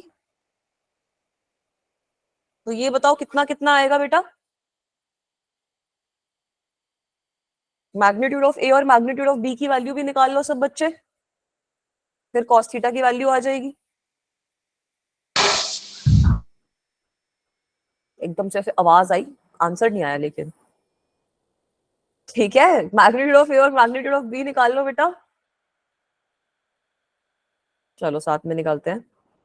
मैग्नीट्यूड ऑफ ए कितना हो जाएगा, अंडर रूट ऑफ 2 का स्क्वायर 4 प्लस 4 का स्क्वायर 16 प्लस 3 का स्क्वायर 9। तो इन सबको अगर हम ऐड करेंगे तो आंसर आएगा अंडर रूट 29। है ना, सब बच्चे अग्री कर रहे हैं? Very good. Yes yes ma'am, Krishna ने भी चैट में बिल्कुल सही लिखा है, गुड जॉब बेटा। अब बी वेक्टर का मैग्नीट्यूड निकालेंगे तो वो कितना आएगा, आई कैप मतलब 1, मतलब 1 का। Very under good, root very good, good job, सही बोल रहे हो बेटा। 1 + 4 + 1 है ना, 1 का स्क्वायर प्लस 2 का स्क्वायर प्लस 1 का square, so this will be under root of 6। So now I can find out the value of cos theta. cos theta will be equal to 13 divided by under root of 29 multiplied by under root of 6। 29 into 6 कितना होता है, 29 into 6 कितना होता है बेटा, 36। 174. हाँ 36 कहाँ से आएगा, 36 तो 6 इंटू 6 होता है। ठीक है, अब 174 आएगा, सही बोल रहे हो। ठीक है, तो थीटा की वैल्यू हम कैसे लिख सकते हैं, theta will be equal to cos inverse of 13 upon under root of 174। Is this question okay? ये क्वेश्चन सबको समझ में आया? यस यस मैम, पक्का। आगे चले, बहुत सिंपल क्वेश्चन है बेटा, क्वेश्चन में कुछ भी नहीं है। मतलब इसी तरीके से अगर आपको कोई भी दो रैंडम वेक्टर है, अपने आप कोई भी दो रैंडम वेक्टर लिख लेना, उनके बीच में आप a डॉट b भी फाइंड कर सकते हो, उनके बीच में आप एंगल भी निकाल सकते हो। ठीक है, you can do whatever you want with these two vectors. आपके पास वेक्टर्स आ गए हैं, आप अपने वेक्टर्स रैंडम लिख के उनके साथ डॉट प्रोडक्ट निकाल सकते हो, उनके साथ में एंगल भी निकाल सकते हो। ठीक है, आगे चलूं बेटा, should I move forward? Yes ma'am. चलो ये अगला क्वेश्चन सॉल्व करते हैं। यहाँ पर आपको क्या बोला है, दो वेक्टर्स आपको दिए हुए हैं, एक है आपका p वेक्टर और दूसरा है आपका q वेक्टर। अब आपको बोला है कि मुझे वैल्यू बता दो m की। q के अंदर आप देख सकते हो एक m k कैप वाला जगह है, तो आपको वैल्यू बतानी है कि m की कितनी वैल्यू होनी चाहिए ताकि ये जो दोनों वेक्टर्स हैं ये ऑर्थोगोनल हो। ठीक है, try to find out the answer to this one guys. Tell me what will be the value of m in this case. सोचो सोचो, निकालो m की क्या वैल्यू आनी चाहिए इस केस में बच्चों।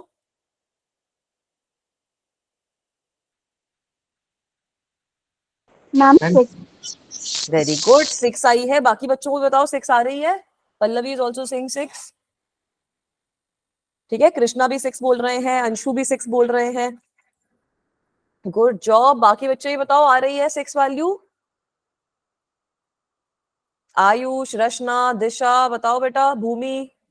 यस मैम 6 आ रही है। 6 आ गई। अंकित बताओ बेटा, शहनवाज की भी आ गई 6। हो गया शहनवाज, नेट सही हुआ? ठीक है, वेरी गुड। तो सही बोल रहे हो यार, सब लोग सही बोल रहे हो, सबने सही आंसर निकाल लिया, very proud of you all. ठीक है बेटा, तो इसमें भी हम जैसे अभी तक कैलकुलेशन करिए वैसे ही कर लेते हैं। चलो व्हाइट पेन से लिख देते हैं। ठीक है, तो सोल्यूशन में क्या करेंगे, अब आपको बोल रखा है कि दोनों वेक्टर्स परपेंडिकुलर है, मतलब p dot q should be equal to 0। तो p डॉट q अगर 0 हुआ, इसका मतलब क्या है, आई कैप के साथ i cap, 3 2 6 minus 2 into 6 plus m, so this should be equal to 0। मतलब 6 minus 12 plus m should be equal to 0। तो -6 plus m is equal to 0। m की वैल्यू हमारे पास आ गई 6 के बराबर। तो सब बच्चों ने बिल्कुल सही बोला, good job guys, very good. ठीक है, अब आगे चलूं, नेक्स्ट लास्ट क्वेश्चन करेंगे डॉट प्रोडक्ट का, उसके बाद हम क्रॉस प्रोडक्ट को डिस्कस करेंगे। ठीक है, सो this is the last question for dot product. इसके बाद डॉट प्रोडक्ट वाला पार्ट खत्म हो जाएगा, फिर हम उसको वर्क एनर्जी और पावर वाले चैप्टर में फिर से देखेंगे। ठीक है, बट डॉट प्रोडक्ट मुझे लगता है it's easier to understand. How will we understand this guys? यहाँ पर आपका ये प्रोजेक्शन वाला क्वेश्चन है। ठीक है, this is the question of projection. आपको बोला है कि you have to determine the component of A along the vector B. एक वेक्टर ए गिवन है, दूसरा वेक्टर बी गिवन है। आपको बोला है कि ए का कंपोनेंट बता दो, बी के अलोंग कितना होगा। So what will be the answer to this? Okay, Anshu is saying 0। 0 क्यों बच्चा?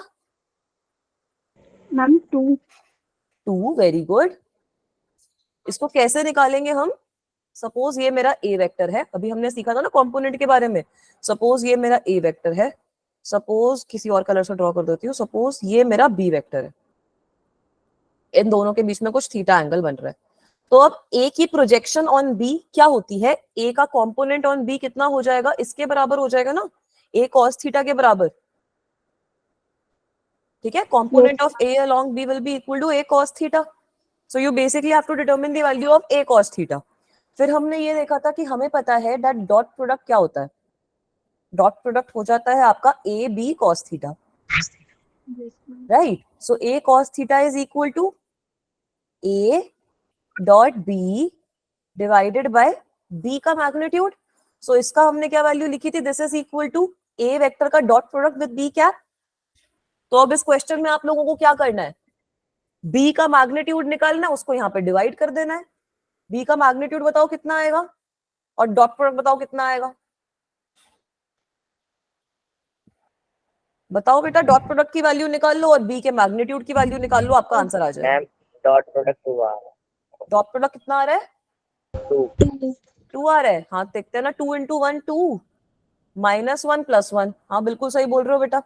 और बी का मैग्नीट्यूड कितना आएगा, मैम 1 बी का मैग्नीट्यूड 1 थोड़ी आएगा, 4।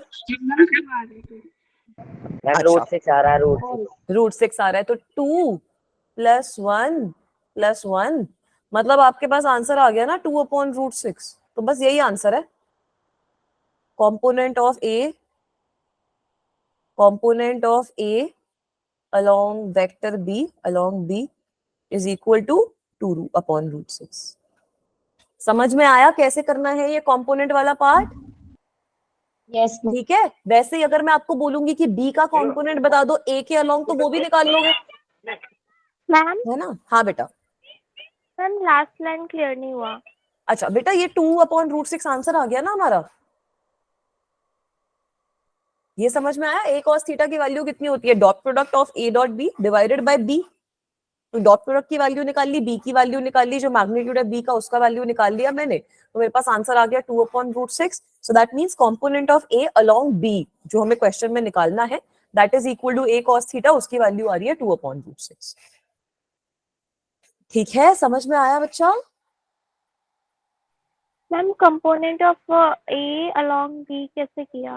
बेटा यही तो निकालना था ना, component of A along B का क्या मतलब है कि ये जो वेक्टर ए है इसका क्या कंपोनेंट है बी के अलोंग, वो बता दो। मतलब ए कॉस थीटा की वैल्यू तो बतानी है, यही तो होती है projection, yes sir.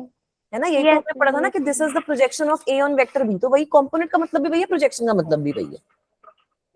Yes sir. अब आ गया? यहाँ तक क्लियर है सब बच्चों को? डॉट प्रोडक्ट में हमें इतना ही पढ़ना है, ये सारा समझ में आया? यस पक्का? तो क्रॉस प्रोडक्ट समझे? मैम एक बार कार्टेशियन बता दीजिए, कार्टेशियन प्लेन क्या होता है? बेटा कार्टेशियन प्लेन ये एक्स वाई जेड वाला हो गया। ठीक है, तो ये जैसे आई कैप जे कैप के कैप में अगर किसी वेक्टर को आप रिप्रेजेंट कर रहे हो तो उसको आप कार्टेशियन कोऑर्डिनेट्स में रिप्रेजेंट कर रहे हो। ठीक है बच्चा? Yes ma'am. चले अब आगे फिर वेक्टर करें, वेक्टर प्रोडक्ट। यस मैम एक बार वो पोल वाला क्वेश्चन फिर से समझा दो। अरे अब कौन सा था पोल वाला क्वेश्चन? मैम वही -9 वाला। ये मतलब सिंपल है, a प्लस बी की वैल्यू निकाली, a माइनस 2b की वैल्यू निकाली, फिर दोनों को डॉट प्रोडक्ट कर दिया, है ना? आपको दो वेक्टर्स गिवन है बच्चा, a is equal to i minus j, b is given you to you as minus j plus 2k। तो इन दोनों को ऐड करोगे तो आ जाएगा i minus 2j plus 2k, है ना? a प्लस बी की वैल्यू आ गई। b को मैंने माइनस 2b से मतलब माइनस 2 से मल्टीप्लाई कर दिया तो माइनस 2b की वैल्यू आ गई। फिर जब मैंने a में माइनस 2b ऐड किया, so I got the value of a minus 2b, और फिर इन दोनों का डॉट प्रोडक्ट ले लिया। समझ में आया बच्चा? Yes ma'am. Yes ma'am, yes ma'am. चलो फिर आगे चलते हैं। अब हमें सीखना है सबसे इंपॉर्टेंट चीज इस चैप्टर में, जो हमें सबसे मुश्किल चैप्टर में फिजिक्स में काम आएगी, तो तभी क्रॉस प्रोडक्ट थोड़ा डिफिकल्ट भी होता है और इस प्रोडक्ट की एप्लीकेशन भी थोड़ी डिफिकल्ट होती है। तो ये जो क्रॉस प्रोडक्ट वाली चीज है, इसको आप देखोगे कि हम फिजिक्स के अंदर एक जगह पे यूज करेंगे जो होती है टॉर्क। तो टॉर्क होती है आपकी रोटेशनल इफेक्ट ऑफ फोर्स। ठीक है, so we will use this here कि टॉर्क क्या होती है, एंगुलर मोमेंटम वगैरह में हम इसको यूज करेंगे। जब हम अभी तक हमने क्या पढ़ा है, अभी तक हम लोगों ने मोशन पढ़ा है स्ट्रेट लाइन में। ठीक है, अगर आप किसी ऑब्जेक्ट को स्ट्रेट लाइन में चला रहे हो तो क्या हो रहा है, मैं किसी ऑब्जेक्ट को रोटेट भी तो कर सकती हूँ ना। तो वो आपका रोटेशन जो चैप्टर है उसके अंदर इसकी बहुत सारी एप्लीकेशंस आती है बच्चों। वेक्टर प्रोडक्ट का क्या मतलब हमें समझ में आया था जब हमने डेफिनेशन पढ़ी थी? वेक्टर प्रोडक्ट में हमने क्या देखा था बेटा? कि ए क्रॉस बी आपकी एक वेक्टर क्वांटिटी आती है, यस मैम। राइट, जिसको हम क्रॉस से रिप्रेजेंट करते हैं, it comes out as a vector quantity. तो यहाँ पर आप डायग्राम में देख सकते हो बेटा, ये डायग्राम में आपको यहाँ पर दो वेक्टर गिवन है ए और बी। अगर मैंने जैसे वहां पर उसकी ए डॉट बी की वैल्यू हमने लिखी थी ए बी कॉस थीटा, ठीक है, सिमिलर तरीके से अगर मैं यहाँ पर ए क्रॉस बी का मैग्नीट्यूड देखूं, खाली मैग्नीट्यूड की बात कर रही हूँ, डायरेक्शन की बात नहीं कर रही, magnitude of A cross B will be equal to A B sine theta. Is this okay? Magnitude की बात समझ में आई? ठीक है, Yes, ma'am. यस ठीक है, मैम। जो इसका मैग्नीट्यूड है, this is just the magnitude, वहां पे cos थीटा था, यहाँ पे मैग्नीट्यूड है, this is the magnitude of the cross product. तो अगर हम मैग्नीट्यूड की बात कर रहे हैं तो it is equal to A B sine theta, मतलब magnitude of A multiplied by magnitude of B sine theta.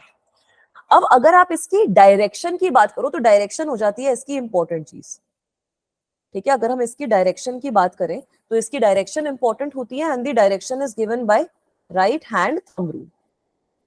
Direction is given by right hand thumb rule.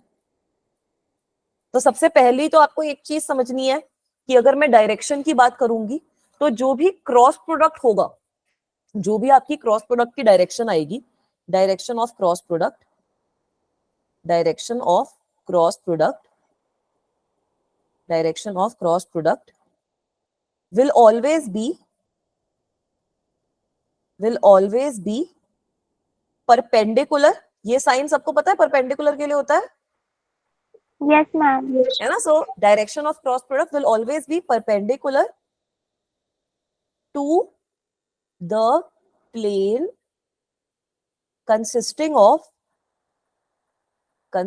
of A yes and ma'am. B।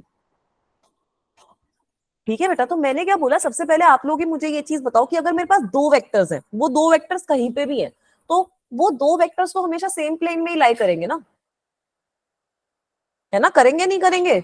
अगर मेरे पास Yes, दो ma'am. Vectors हैं, वो कहीं पे भी हैं random, so they will always lie in the same plane, right? Can you imagine that? ठीक है, तो अब क्रॉस प्रोडक्ट जो होता है, क्रॉस प्रोडक्ट की जो डायरेक्शन होती है, it is always perpendicular to that plane जिसके अंदर आपके ए और बी कंटेन्ड होंगे।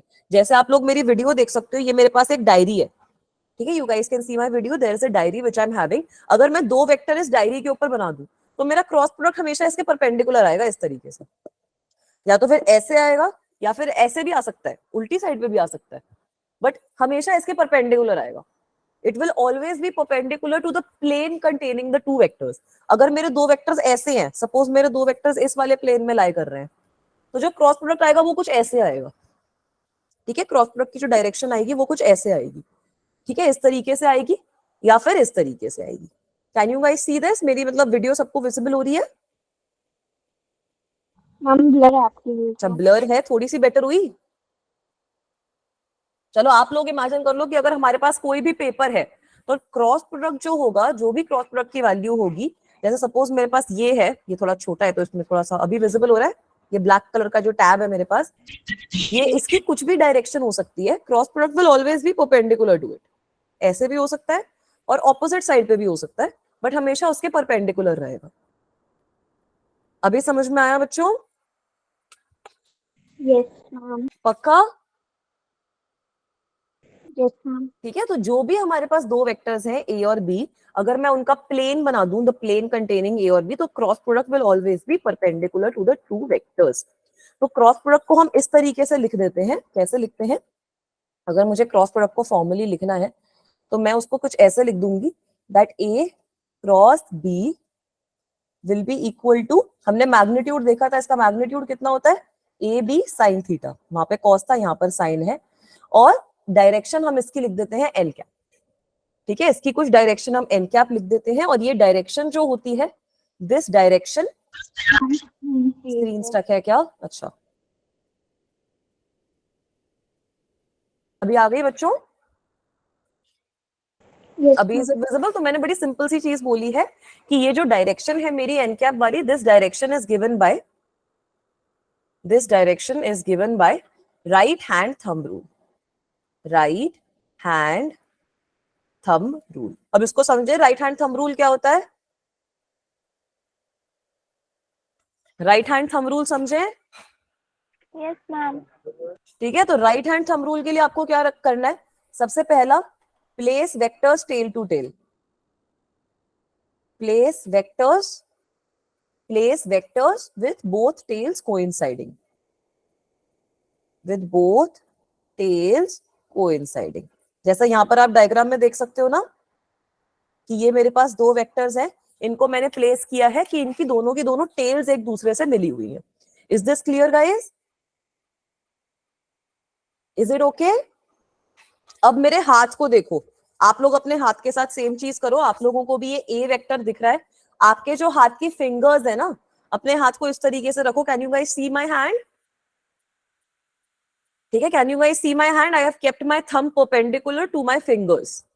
ठीक है, इस तरीके के बहुत सारे हैं। ये फ्लेमिंग वगैरह के रूल आपने पहले भी तो पढ़े होंगे 9th क्लास में, No, ma'am. है ना? तो tenth वैसा में ही है। पढ़े हैं। Yes, ma'am. हाँ 10th वैसा में ही था. है ये। हाँ 10th में था, तो वैसा ही है राइट हैंड थंब रूल। आप जो आपका ये पाम है, जो ये आपकी चारों फिंगर्स हैं, इसको रखोगे ए की साइड पे। You will keep this along A, जहां पर आपका ए वेक्टर है, and then you will curl your fingers towards B. ठीक है, you will curl your fingers towards B, so you can see that जिस डायरेक्शन में मेरा थंब पॉइंट कर रहा होगा, that will be the direction of the cross product. ठीक है, can you guys see this?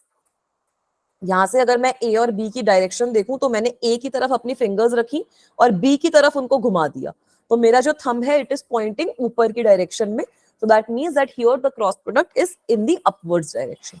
Is this okay? Yes, ma'am. ठीक है, so what I am doing is place your stretched palm, place your stretched palm in such a way that fingers are along vector A। जो आपकी fingers हैं they should be along दो बार लिख दिया। So जो आपकी फिंगर्स हैं they should be along vector A, and when they are closed, जब आप अपनी फिंगर्स को क्लोज कर रहे हो, when they are closed they go towards B। Is this okay? ठीक है, आपने अपना जो पाम है उसको इस तरीके से रखा है कि आपकी जो फिंगर्स हैं they are along vector A, and when you are crossing them, when you are crossing your fingers, जब आप ऐसे उसको क्रॉस कर रहे हो, क्लोज कर रहे हो, तब they are going towards vector B. तो फाइनल चीज यही है that thumb gives us direction of L cap, thumb gives us direction of L cap. ये चीज सबको समझ में आई कि हमने ये रूल कैसे लगाया है, यहाँ पर क्या किया है? Is this okay guys? Yes, ma'am. Yes, ma'am. पक्का? ठीक है, Yes, तो yes, अगर अब ma'am. मुझे यहाँ पर सपोज बी क्रॉस ए करना है, तो मैं कैसे करूंगी? बी क्रॉस ए करके बताओ कि डायरेक्शन कहाँ आनी चाहिए। बी क्रॉस ए कैसे करेंगे? अब देखो बी वेक्टर मेरा ऐसे आ गया, मैंने ये बी के अलोंग रख दिया। अगर अब मैं ए की तरफ इसको लेके जाती हूँ, तो आप देख सकते हो मेरा थंब नीचे की डायरेक्शन में हो गया ऑटोमेटिकली। आप लोग भी ट्राई कर सकते हो कि अगर आप अपने पाम को आप बी के अक्रॉस कर रहे हो और क्लोज कर रहे हो फिंगर्स ए के तरफ, तो जो थंब होगा it will point in the downward direction, right? Can you guys see that? Can you guys do that? Yes, ठीक है बेटा, तो ये वाली जो चीज है इससे आप देख सकते हो कि अगर हम ए क्रॉस बी लेते हैं तो वो ऊपर की डायरेक्शन में आया, बी क्रॉस ए लेते हैं तो वो नीचे की डायरेक्शन में आया, है ना? Yes. तो इस तरीके से आप किसी की भी डायरेक्शन फाइंड आउट कर सकते हो। बट यहां से जो हमने एक चीज सीखी, वहां से आप ये एक चीज नोट डाउन कर सकते हो कि ये जो क्रॉस प्रोडक्ट होता है ये आपका कॉम्यूटेटिव नहीं होता, नॉट कॉम्यूटेटिव। नॉट कॉम्यूटेटिव का क्या मतलब है? That A cross B is not equal to B cross A, है ना? हाँ, right hand screw rule is also applicable बच्चा, जो भी आपको सही लगता है। मतलब I found this rule to be a little better. उसमें आप ऐसे घुमा सकते हो, स्क्रू टाइट कर सकते हो, वो भी सही है कि किस डायरेक्शन में हम उसको घुमाएं तो स्क्रू हमारा ऊपर की साइड जाएगा या नीचे की साइड जाएगा, है ना। बट क्रॉस प्रोडक्ट जो है वो आपका कॉम्यूटेटिव नहीं है, और इसका हमने रीजन भी देख लिया that both of these have same magnitude, both of these have same magnitude but opposite direction, है ना। तो आइडियल में क्या होता है कि ये एक दूसरे के नेगेटिव होते हैं क्योंकि डायरेक्शन ऑपोजिट हो गई। So A cross B is equal to negative of B cross A। Is this thing okay guys? Yes ठीक है, दोनों का मैग्नीट्यूड आपका सेम होता है, they have the same magnitude but opposite direction. So A cross B is equal to minus of B cross A। और भी इसकी वही सारी, जैसे हमने डॉट प्रोडक्ट में प्रॉपर्टीज पढ़ी थी वैसी ही प्रॉपर्टीज होती हैं। ये भी आपका डिस्ट्रीब्यूटिव होता है, this is also distributive, but यहाँ पर आपको जो ऑर्डर है वो मेंटेन करना पड़ेगा, ठीक है। एंटी कॉम्यूटेटिव बोल लो, सही बोल रहे हो बेटा। डिस्ट्रीब्यूटिव का क्या मतलब है that A cross B plus C you can consider A cross B plus C will be equal to A cross B plus A cross C। So this is also true. Is this also okay? Yes ठीक है। So now can you tell me cross product maximum कब होगा? Cross product maximum कब होगा? Cross product maximum कब होगा बेटा? जब थीटा की value 90 degree. Very good, cross product will be maximum when angle is 90 degrees, ठीक है, क्योंकि साइन थीटा यहाँ पे आपका 1 हो जाएगा। तो इस केस में आपका जो क्रॉस प्रोडक्ट होगा वो मैक्सिमम होगा and A cross B will directly be equal to what? In this case A cross B will be equal to A B sin, मतलब magnitude of A cross B sin 90 which is equal to 1, तो यहाँ पे आपके पास A B आ जाएगा, ठीक है। So this will be the maximum value of A cross B. And when will the cross product be 0? 0 degree. Very good. So cross product is 0 when theta is equal to 0 degree and theta is equal to 180 degree as well. मतलब sign की value 180 degree पे भी 0 होती है, ये हम देखेंगे। तो अगर आपका साइन 0 है या फिर साइन 180 डिग्री है तब आपका क्रॉस प्रोडक्ट जो होगा वो 0 होगा। मतलब मींस वेक्टर्स आर पैरेलल और anti parallel, vectors are parallel और anti parallel, anti parallel. Is this also okay guys? ये चीज सबको समझ में आई? यस ठीक है। तो अब यहां से मुझे एक चीज आप ये बता सकते हो कि अगर मैं जो वेक्टर है मेरे पास, स्क्रीन विजिबल नहीं है मैम, पैरेलल और एंटी पैरेलल का मतलब क्या हुआ? पैरेलल मतलब दोनों वेक्टर्स के बीच में 0 डिग्री का एंगल है ना। ये आपने फर्स्ट क्लास में पढ़ा होगा ना, पैरेलल और एंटी पैरेलल वेक्टर बेटा, कि जब दोनों वेक्टर आपके सेम डायरेक्शन में हैं तब उनके बीच में एंगल 0 डिग्री हो जाता है ना। So that means they are parallel. Anti parallel का मतलब दोनों की डायरेक्शन ऑपोजिट है, ओके, ठीक है। सो that means that the angle between them in that situation will be 180 degree. Alright, तो यहां से आप मुझे ये बता सकते हो कि अगर मैं एक कोई वेक्टर है जिसका क्रॉस प्रोडक्ट उसी वेक्टर के साथ लूं तो मेरे पास क्या आंसर आना चाहिए? मैम 0। Very good. अगर मेरे पास एक वेक्टर है जिसका क्रॉस प्रोडक्ट मैं उसी के साथ ले रही हूँ तो मेरे पास 0 वेक्टर या फिर नल वेक्टर आंसर आता है। यहां तक क्लियर है? Yes ma'am. ठीक है, एक छोटा सा क्वेश्चन और सॉल्व करते हैं, then we will end today's class. तो ये वाला क्वेश्चन आप लोग मुझे सॉल्व करके बताओगे। आपको क्या बोल रखा है कि अगर आपके पास दो वेक्टर्स हैं जिनका dot product is equal to the magnitude of cross product, then what will be the angle between the two vectors? 35. बड़ी जल्दी बता दिया यार, वेरी गुड। नहीं नहीं, सही बोल रहे हो। बाकी बच्चे ही बताओ, सही बोल रहे हो बेटा। इफ ए डॉट बी की वैल्यू आपको पता है कितने होती है? A B cos theta, and you also know that the magnitude of A cross B is equal to A B sine theta, है ना। तो यहां से हमारा थीटा की वैल्यू कितनी आ जाएगी? अगर ये दोनों हमारे इक्वल हमें गिवन है तो this implies that A B cos theta is equal to A B sine theta. या इसका मतलब यही है कि अगर ये वाली चीज हो जाएगी तो tan थीटा की वैल्यू कितनी हो जाएगी? tan थीटा की क्या वैल्यू हो जाएगी? 1 1. थीटा की वैल्यू कितनी आ गई? 45 degree. 45 very good, good job guys, you are absolutely right. ठीक है, so that's all for today's class. अब आगे जाकर हम वेक्टर प्रोडक्ट की जो इंपॉर्टेंट चीज है वो ये सीखेंगे कि आई कैप, जे कैप और के कैप के टर्म्स में इसको कैसे कैलकुलेट कर सकते हैं और इसकी थोड़ी बहुत एप्लीकेशंस क्या होती हैं. Once we understand that then we will move on and we will start understanding कि डिफरेंशिएशन के बारे में हम पढ़ना शुरू कर देंगे कि डिफरेंशिएशन क्या होती है और उसको कैसे करते हैं. So that's all for today's class, guys. Integration दोनों अलग. हाँ, इंटीग्रेशन भी सीखेंगे, डिफरेंशिएशन भी सीखेंगे. पहले डिफरेंशिएशन फिर इंटीग्रेशन. मैम ठीक है. हाँ बेटा, थैंक यू सो मच बच्चों, thank you so much for attending today's class.